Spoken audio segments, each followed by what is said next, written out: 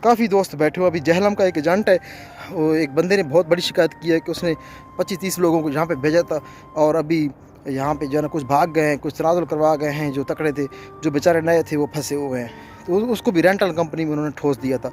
हमारे मियाँ वाली का ही है तकरीबन। वो जी उसने मुझे बुलाया था कि सास्को का वीज़ा है। अब कह रहा है कि जी काम तो आपको सास्को में करना है, लेकिन वीज़ा जो है ना वो आपका किसी और कंपनी में लगेगा। तो ये हेरा फेरी अगर आपने करनी है तो मैं अभी उन एजेंटों से मुखातिब हूँ, तो लोगों को आप जलील करवाते ही क्यों हैं? हाँ, अगर आपके पास वीज़ा है ही नहीं, आप क्यों लोगों को ज़लील करवाते हैं?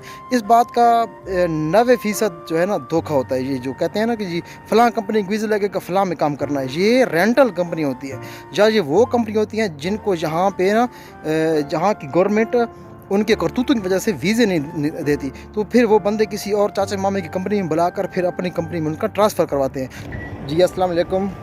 सबसे पहले मैं रात वाली पोस्ट पे बात कर दूँ।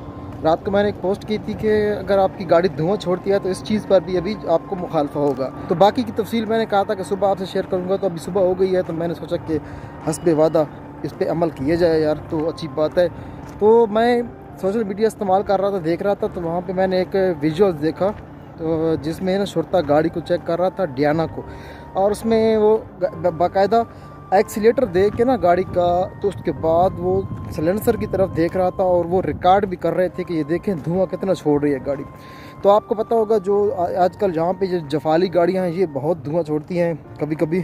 तो इस तरह अगर आपकी गाड़ी की भी ये कंडीशन है तो उसको ठीक करा लें। अगर छोटी गाड़ी आपके पास है वो धुआं छोड़ती है तो उसको भी आप ठीक करा लें, नहीं तो 500 रियाल से लेके 900 रियाल तक जुर्माना आपको होगा। और ये टिकटॉक का और उसके बाद ट्विटर का, जो आप इंग्लिश में हैशटैग लिखेंगे ट्विटर पर जाके तो वहाँ पे ये चीज़ अवेलेबल है, आपको भी देखने को मिलेगी। तो कुछ चीज़ें होती हैं जो हम दिखा सकते हैं, कुछ चीज़ें ऐसी होती हैं जो हम नहीं दिखा सकते जहाँ पे कॉपीराइट की वजह से। तो इसीलिए फिर मैं आपको ज़बानी बता रहा हूँ कि ये कंडीशन है। और उसके बाद मैं एक और भी आपसे एक बात करना चाहता हूँ। मेरी कम से कम 2-2.5 साल पहले की जो वीडियोज़ है ना, तो आपको पता है हालात बदलने में ज़रा देर नहीं लगती।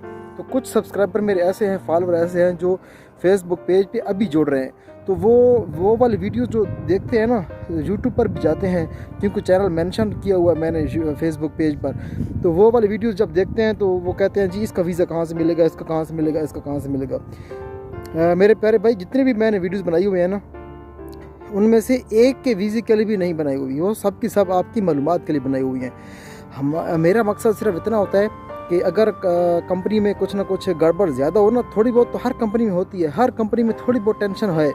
अगर ज़्यादा गड़बड़ हो ना कंपनी, मतलब कटौतियाँ करती हो, टायर फट जाए तो कटौती करती हो वगैरह वगैरह, तो वो फिर हम पहला कमेंट जो होता है ना वीडियो का, उसमें हम बता देते हैं इसमें आप कोशिश करें इसमें मत आएँ।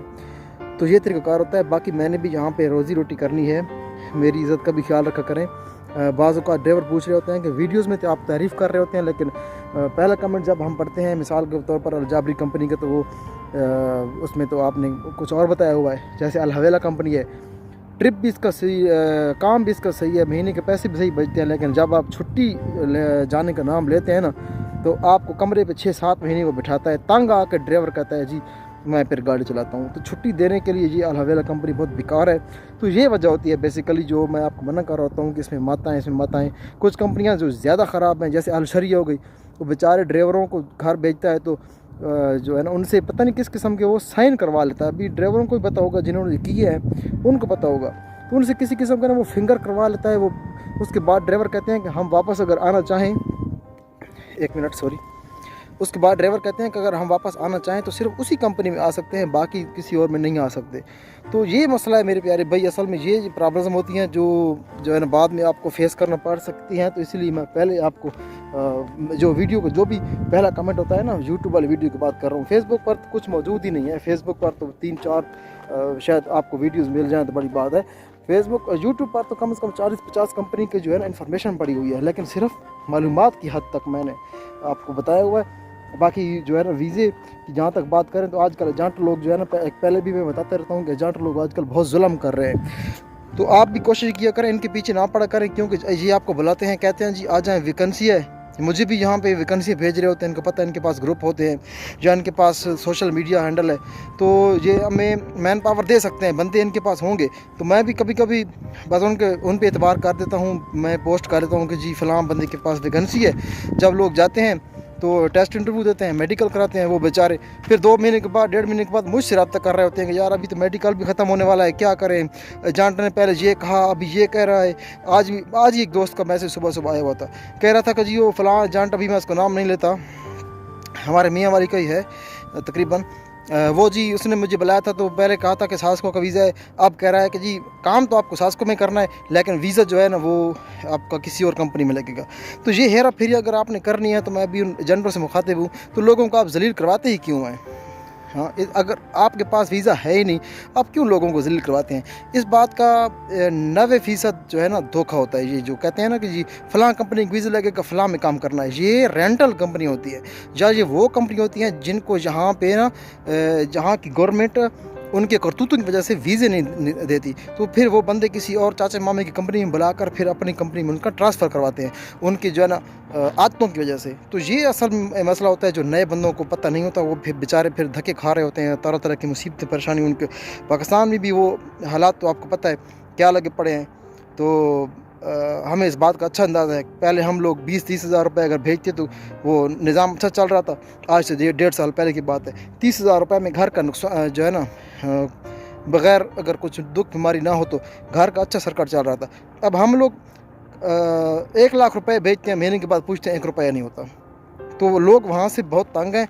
तो मैं आपको कहूँगा कि ज़रा आप ख़ुद कोशिश करें, तकलीफ़ थोड़ी सी आपको होगी, आप ख़ुद एजेंसियों में जाया करें, एजेंसियों में जाके वहाँ पे उनसे जो है ना कमिटमेंट किया करें, और हर किस्म का उनसे एतबार लिया करें कि भाई जिस कंपनी का वीज़ा है उसी कंपनी में हमें काम जो है आप दिलवा सकते हो तो सही, नहीं तो धोखे आजकल जितने पाकिस्तान में हो रहे हैं इतने यहाँ पे भी हो रहे हैं। काफ़ी दोस्त बैठे हुए, अभी जहलम का एक एजेंट है, वो एक बंदे ने बहुत बड़ी शिकायत की है कि उसने 25-30 लोगों को यहाँ पे भेजा था, और अभी यहाँ पे जो है ना कुछ भाग गए हैं, कुछ तनाज़ुल करवा गए हैं, जो तकड़े थे, जो बेचारे नए थे वो फंसे हुए हैं। तो उसको भी रेंटल कंपनी में उन्होंने ठोस दिया था। जहलम का एक एजेंट था। मैंने उसको कहा कि आप ऐसा करें, मुझसे मुलाकात करें, अपना वीडियो बयान रिकॉर्ड करवाएं, और जो आपसे हुआ है मैं आपका सोशल मीडिया पर हाईलाइट कर सकता हूँ। अल्लाह करे कि वो पाकिस्तान में FIA वालों के पास पहुँचे और वो उसको लून मर्चों वाला जो डंडा होता है ना, उससे उसका इलाज करें। तो ये भी है, कहाँ जहाँ तक बात है तो धोखे की, तो हमारे अपनी भी कहीं ना कहीं हम खुद ज़िम्मेदार हैं कि हम एक्शन नहीं लेते। हम ना थाने में उनके ख़िलाफ़ दरख्वास्त देते हैं, ना फिर हम उनका FIA में दरख्वास्त देते हैं उनके ख़िलाफ़। ये मसला है, जो एजेंट लोग होते हैं, तो इसीलिए वो फिर पहले से ज़्यादा जुल्म करते हैं। तो अपना ख्याल रखिएगा। ये छोटा सा व्लॉग आपके साथ शेयर किया, अच्छा लगे तो लाइक करें, अपना बहुत सारा ख्याल रखिएगा, अपनी फैमिली का लगे।